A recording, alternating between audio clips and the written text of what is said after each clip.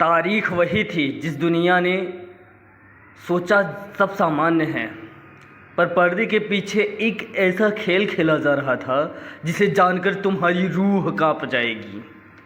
एक साजिश जिसकी डोरें CIA के दफ्तर से लेकर ISI के तहखानों तक बंधी थी और निशाना था भारत। नमस्कार मित्रों, मैं शिवम प्रयागराज की पवित्र धरती से। आज हम आपके लिए लेकर आए हैं एक सच्ची लेकिन रहस्यमयी कहानी, रा बनाम ISI की खुफिया जंग की कहानी। CIA, ISI और कुछ विदेशी ताकतें कैसे भारत के खिलाफ साजिश रचती हैं और रॉ कैसे उन चालों को मात देता है, इस पर है यह थ्रिलर वीडियो। MB चैनल पर यह वीडियो पूरी तरह नॉन पॉलिटिकल, रिसर्च बेस्ड और सच्ची घटनाओं पर आधारित है। इस वीडियो में जानेंगे ट्रंप और CIA का भारत को लेकर बदला हुआ रुख, ISI की भारत के खिलाफ रणनीति, 26/11, कंधार हाईजैक, उरी और पहलगाम जैसे हमलों की असली प्लानिंग, राव की जवाबी कार्रवाई और सर्जिकल स्ट्राइक। मित्रों, वीडियो को लाइक करें, शेयर करें और MB चैनल को सब्सक्राइब करें, जहां हम लाते हैं रियल भारत की अनसोल्ड कहानियाँ। मित्रों, भारत और पाकिस्तान का जो विवाद है वो आज़ादी के बाद से ही है। 1947 के बाद से ही इन दोनों का आपस में भरपूर विवाद रहा है और विवाद भी कहीं ना कहीं राजनीतिक दृष्टिकोण को दिखाता है। रा का जन्म कैसे और क्यों हुआ? 1960 के दशक की शुरुआत में भारत ने दो बड़े युद्ध देखे। 1962 का भारत चीन युद्ध, भारत को चीन से करारी हार मिली। युद्ध से पहले चीन की गतिविधियों की कोई सही खुफिया जानकारी नहीं मिल पाई।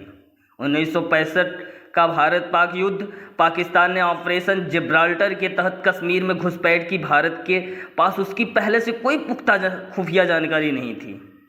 इन दो युद्धों में हार या भारी नुकसान के पीछे खुफिया तंत्र की कमजोरी मानी गई। IB, उस समय IB थी जो हमारे यहाँ की खुफिया एजेंसी थी। उस समय भारत की एक ही खुफिया एजेंसी थी, IB इंटेलिजेंस ब्यूरो, जो आंतरिक सुरक्षा पर ज़्यादा केंद्रित थी। इसकी सीमाएं थी सीमित विदेशी नेटवर्क। इसके जो विदेशी नेटवर्क थे वो बहुत ही कम थे, सीमित थे। विदेशी खुफिया ऑपरेशनों में नाकामी, जैसा कि आपको उपयुक्त में बता ही चुके हैं, इन लोगों का ऑपरेशन जो था वो नाकाम होता जा रहा था। ज़्यादा से ज़्यादातर राजनीतिक हस्तक्षेप था, जहां राजनीतिक एक सत्ता के लिए ये कार्य करते थे, उनका हस्तक्षेप ज़्यादा था। फिर जन्म हुआ 1968 ईस्वी में रा का जन्म हुआ 1968 ईस्वी। स्थापना 21 सितंबर 1968 को हुई। संस्थापक थे आर्यन काओ, एक अत्यंत प्रतिभाशाली IPS अधिकारी जिन्हें हायर किया था इंदिरा गांधी ने। कार्यालय हुई नई दिल्ली। आर्यन काओ ने ही IB की कमियों को उजागर किया था, जिसके तहत एक नई खुफिया एजेंसी का जन्म होता है, रा, जो कि 21 सितंबर 1968 के टाइम पर आर्यन काओ को उसका चीफ बनाया जाता है। यह निर्णय इसीलिए लिया गया ताकि भारत को एक स्वतंत्र, शक्तिशाली और विदेशी खुफिया एजेंसी मिले जो दुनिया में भारत के लिए आंख कान बन सके। रॉ का उद्देश्य विदेशी खुफिया जानकारी एकत्र करना, खासकर पाकिस्तान, चीन, अमेरिका, रूस, अफगानिस्तान आदि से। जब इसका जन्म हुआ था, रॉ का जन्म हुआ था, तो खासकर पाकिस्तान, चीन, अमेरिका, रूस, अफगानिस्तान आदि से ही के लिए खुफिया जानकारी इकट्ठा करना था। लेकिन आज के डेट में अपडेटेड पूरी दुनिया में रॉ की धाक है। भारत विरोधी गतिविधियों को शुरू में पहचानना और रोकना, जैसे श्रीलंका में तमिल संघर्ष, अफगानिस्तान में तालिबान से जुड़े मामले, जैसे बांग्लादेश मुक्ति संग्राम, 1971 operation Meghdoot, operation smiling Buddha आदि। रॉ से जुड़े प्रमुख मिशन थे बांग्लादेश मुक्ति संग्राम 1971। रा ने पाकिस्तान की सेना की गतिविधियों की जानकारी भारत को दी, जिससे भारत की जीत संभव हुई। परमाणु परीक्षण 1974 पोखरण, रा ने इस मिशन को पूरी गोपनीयता में अंजाम दिलाने में मदद की। ऑपरेशन मेघदूत 1984, सियाचिन ग्लेशियर पर नियंत्रण पाने में रा की भूमिका अहम रही। इसके अलावा श्रीलंका में भारतीय हितों की रक्षा की 1980 के दशक में। निष्कर्ष, रा का जन्म भारत की राष्ट्रीय सुरक्षा की कमियों को दूर करने के लिए किया गया था। 1962 और 1965 की खुफिया विफलताओं ने यह दिखा दिया कि भारत एक स्वतंत्र, प्रोफेशनल और वैश्विक स्तर पर सक्रिय खुफिया एजेंसी चाहिए, और इसी सोच ने राव को जन्म दिया। जहां नजरें न पहुंचे वहां राव पहुंचता है। आईएसआई का जन्म कब और क्यों? स्थापना साल 1948। संस्थापक British army officer major general Robert Cawthome. देश पाकिस्तान।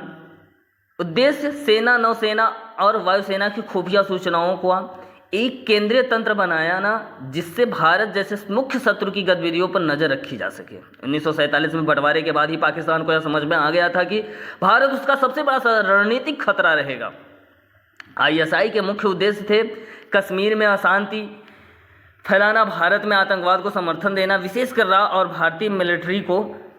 आईएसआई को किन किन देशों की खुफिया एजेंसियों ने समर्थन दिया, ये बड़ी बात है। आईएसआई एक खुफिया एजेंसी है जिसे विदेशी ताकतों से भरपूर समर्थन मिला, खासकर भारत और रा के खिलाफ ऑपरेशन चलाने में। अफगानिस्तान युद्ध 1979 से 1989 सीआईए ने आईएसआई को अरबों डॉलर दिए ताकि वह अफगान मुजाहिदीन को ट्रेनिंग, हथियार और धन दे सके सोवियत रूस के खिलाफ लड़ने के लिए।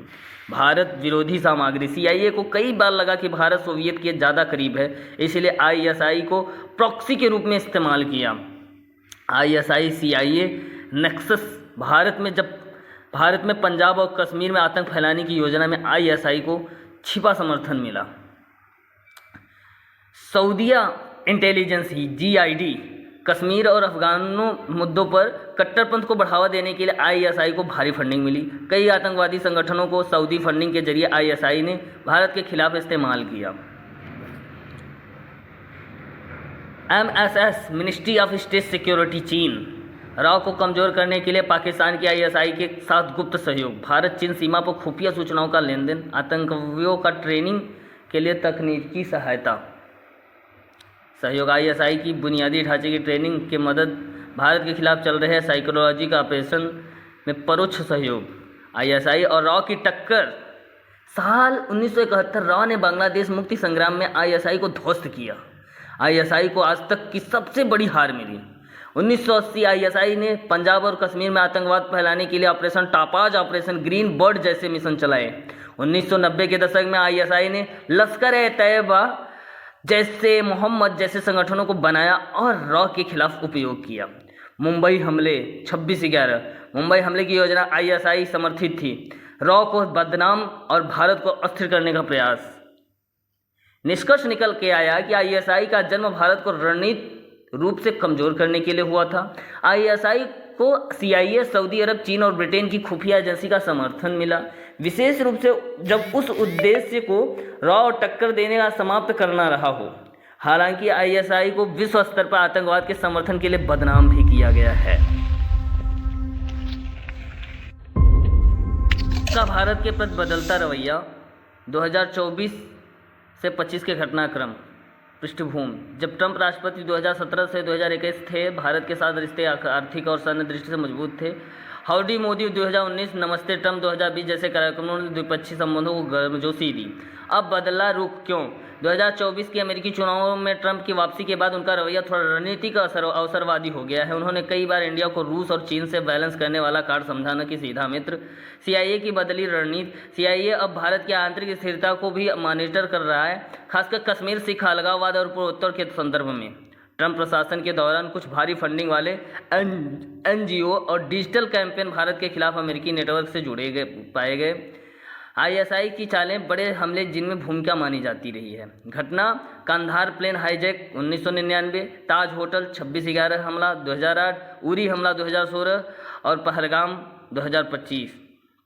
आईएसआई का मकसद भारत में खौफ, राजनीतिक अस्थिरता फैलाना है। ट्रंप भले ही भारत की तारीफ करे, पर उनकी सीआईए रणनीति हमेशा प्रैग्मेटिक, लाभ आधारित रही है, खासकर पाकिस्तान के साथ अमेरिका के पुराने रिश्तों को लेकर। रा और आईबी को अब डिजिटल जासूसी, डीप फेक और साइबर आतंक से भी लड़ना पड़ रहा है। और सीआईए, आईएसआई, एमएसएस, चीन जैसे एजेंसियों की गुप्त गतिविधियां आज भी भारत के खिलाफ सक्रिय हैं।